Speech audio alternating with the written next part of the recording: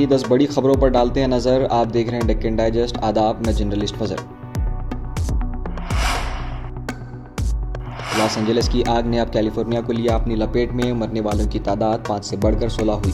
America के Los Angeles की आग ने पूरे अमेरिका को हिलाकर रख दिया है। करीब 5 दिनों से लगी ये आग बढ़ती ही जा रही है। इसने अब कैलिफोर्निया को भी अपनी लपेट में ले लिया है और अब आग की बढ़ती हुई रफ्तार में भी तेज़ी देखी जा रही है।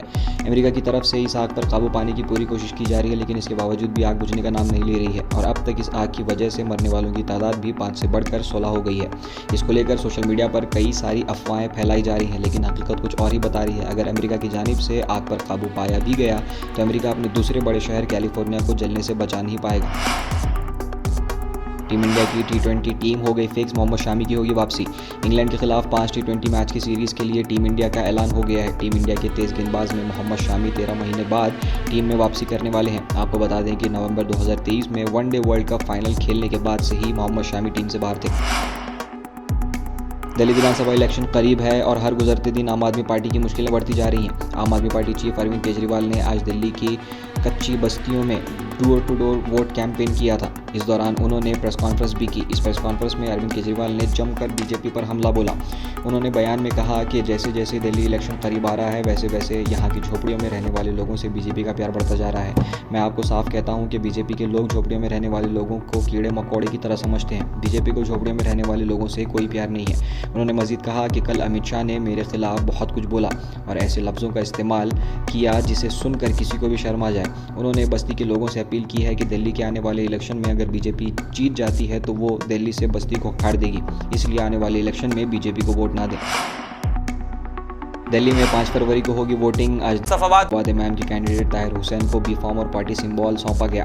एमआईएम ने दिल्ली विधानसभा इलेक्शन 2025 के लिए मुस्तफाबाद कंस्टिट्यूंसी की सीट से ताहिर हुसैन को अपना उम्मीदवार बनाया है। एमआईएम महाराष्ट्र के सदर और दिल्ली विधानसभा इलेक्शन के इंचार्ज इम्तियाज जलील ने आज ताहिर हुसैन को बी फॉर्म और पार्टी सिंबल सौंपा। इस मौके पर एमआईएम दिल्ली के सदर शोएब जमाई भी मौजूद रहे। आपको बता दें कि इस मौके पर एमआईएम दिल्ली की जानिब से मुस्तफाबाद कंस्टिट्यूंसी के वोटरों से अपील भी की गई है कि वो 5 फरवरी को 2025 को होने वाले दिल्ली असेंबली इलेक्शन में पतंग की बटन पर वोट दबाएं और ताहिर हुसैन को भारी अक्सरियत से कामयाब करें। एमआईएम ओखला उम्मीदवार शिफाउर रहमान की बीवी क्यों हुई इमोशनल।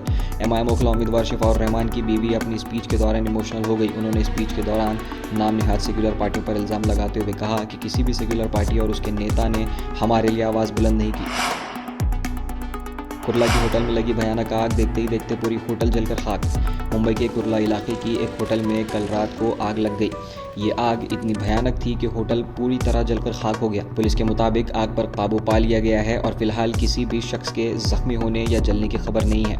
मौके पर फायर स्टाफ और पुलिस देखी गई। आग कैसे लगी इसकी जानकारी सामने नहीं आई है। इस हादसे की जानकारी देते हुए पुलिस ऑफिसर ने बताया कि ठीक रात 9:05 पर LBS मार्ग पर बनी रंगून जाका होटल में आग लग गई और उसे बुझाने के लिए 4 फायर की गाड़ियां और 4 वाटर टैंकर पहुंचे, जिसकी वजह से फौरन आग पर काबू पाया गया। इस मामले पर पुलिस मामले की जांच में जुट गई है। हैदराबाद को चीन का मुतबादिल बनाना चाहते हैं सीएम रेवंत रेड्डी। 360 किलोमीटर पर रिंग रोड बनाने का है प्लान। तेलंगाना के चीफ मिनिस्टर रेवंत रेड्डी ने हैदराबाद को चीन का मुतबादिल बनाने की तैयारी शुरू कर दी है। उन्होंने खुद एक बयान में ये बात कही है। इसके साथ ही उन्होंने ये भी बताया कि तेलंगाना कांग्रेस हुकूमत कैसे हैदराबाद की तरक्की और विकास के लिए काम कर रही है और यहाँ कंपनीज की सहूलियात के लिए इंफ्रास्ट्रक्चर कैसे मजबूत किया जा रहा है, इस पर भी गौर किया जा रहा है। सीएम रेवंत रेड्डी मजीद बताया कि प्लान 360 किलोमीटर हिस्से पर रिंग रोड, IR और रिंग रेलवे बनाने का है। सीएम रेवंत रेड्डी ने मजीद कहा कि हमारी सरकार में हम हैदराबाद को फ्यूचर सिटी बनाने पर काम कर रहे हैं, जो न्यूयॉर्क, लंदन और दुबई जैसे बड़े शहरों को टक्कर दे सकता है। तेलंगाना में इंस्टाग्राम रील बनाते वक्त 5 नौजवानों की डैम में डूबने से हुई मौत। तेलंगाना के सिद्दीपेट डिस्ट्रिक्ट में 5 नौजवानों की डैम में डूबने से मौत हो गई है, जिसमें 2 सगे भाई भी थे। 5 नौजवान हैदराबाद के रहने वाले थे जो घूमने के लिए मरकूर मंडल के कोड़ा पोचम्मा सागर डैम गए थे। भुंगिर में बीआरएस के ऑफिस में कांग्रेस वर्कर ने की तोड़फोड़। तेलंगाना में कांग्रेस वर्कर की जानिब से बीआरएस के दफ्तर में तोड़फोड़ का मामला सामने आया है। कल शनिचर को कांग्रेस वर्कर भुंगर में बने बीआरएस की ऑफिस में घुस गए और तोड़फोड़ शुरू कर दी। ऑफिस में रखे साज व सामान के ज़बरदस्त नुकसान किया गया।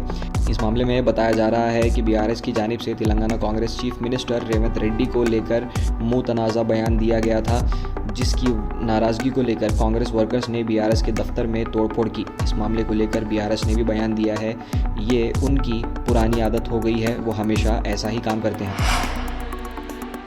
बैरिस्टर असदुद्दीन ओवैसी ने तेलंगाना हुकूमत के किस फैसले से दिखाई नाराज़गी। सदर मजलिस बैरिस्टर असदुद्दीन ओवैसी साहब की सदारत में एमआईएम लेजिस्लेचर्स ने हैदराबाद के बेघरों को घर देने और राशन कार्ड के ताल्लुक से Telangana transport and BC welfare minister Ponnam Prabhakar के साथ मीटिंग की।